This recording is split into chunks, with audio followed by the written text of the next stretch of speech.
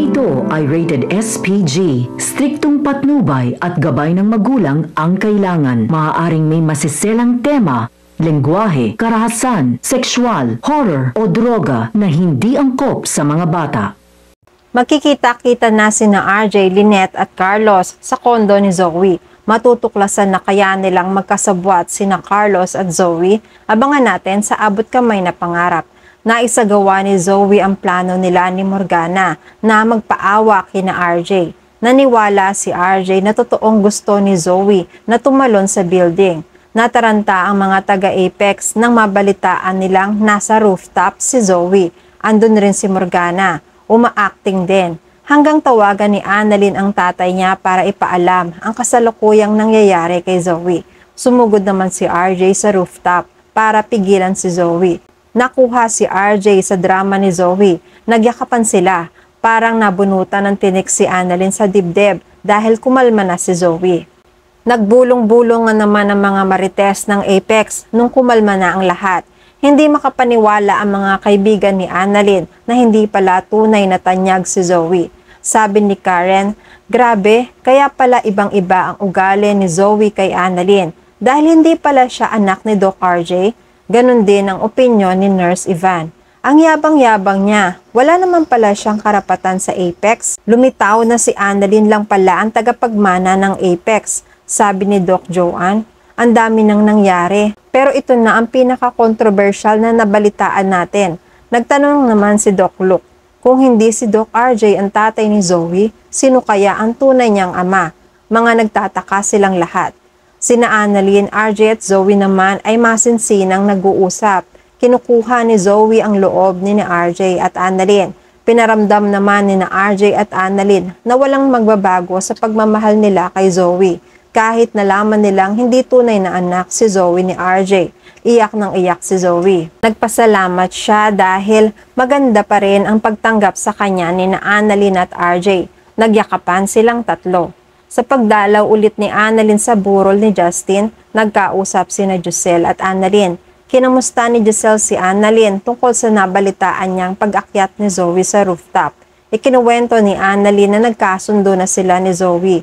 Ipinaintindi nila kay Zoe na kahit hindi siya isang tanyag, hindi pa rin magbabago ang pagtingin nila dito. Hindi kailangan ni Zoe na mag-alala dahil mahal pa rin si Zoe ng tatay nila. Nangangamba naman si Giselle. Pakiramdam niya may binabalak si Zoe. Sabi niya, don't put your 100% trust on Zoe. Lalo na't hindi natin alam kung ano ang tumatakbo sa isip niya. Don't be blinded. Matagal na niyang alam na hindi siya anak ni Obeng. Nagtataka si Annalyn. Nabigla sa sinabi ni Giselle.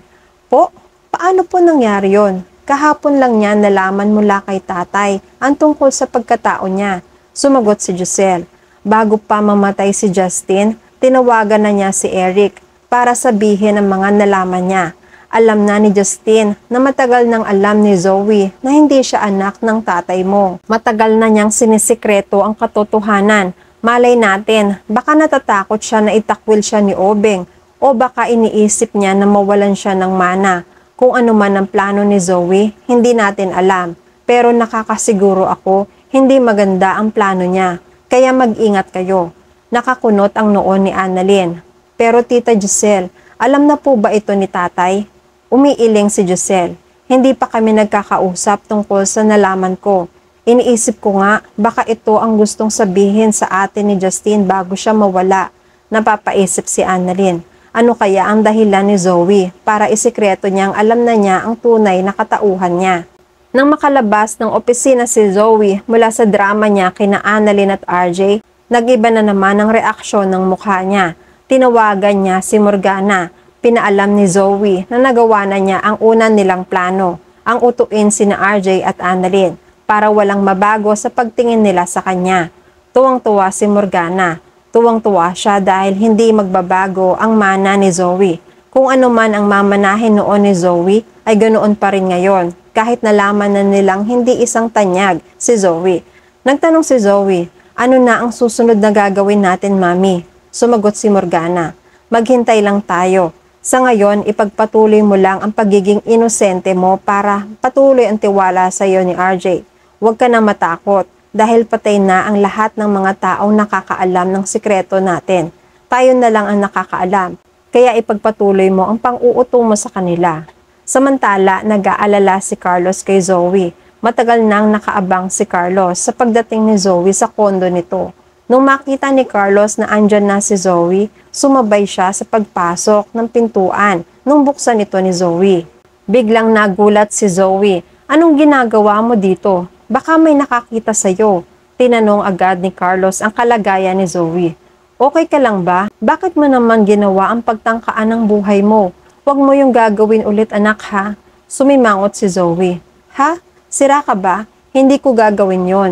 Nagdadrama lang ako. Dahil alam na nila ang totoong hindi ako isang tanyag. Bakit ko naman gagawin sa sarili ko yon? Parang nabunutan ng tinik si Carlos sa pag-aalala. Mabuti naman anak. Si Lynette, anong reaksyon niya nung malaman niya ang totoo sa'yo? Sumagot si Zoe. Wala akong pakialam sa kanya. Pwede ba, kung magtatanong ka lang tungkol kay Lynette, umalis ka na dahil wala kang maaasahang maayos na sagot mula sa akin. Tungkol sa kanya, may hihilingin ako sa iyo anak. Pwede mo ba ako tulungan? Nakakunot ang noo ni Zoe. Nagtanong siya kung ano ang maitutulong niya.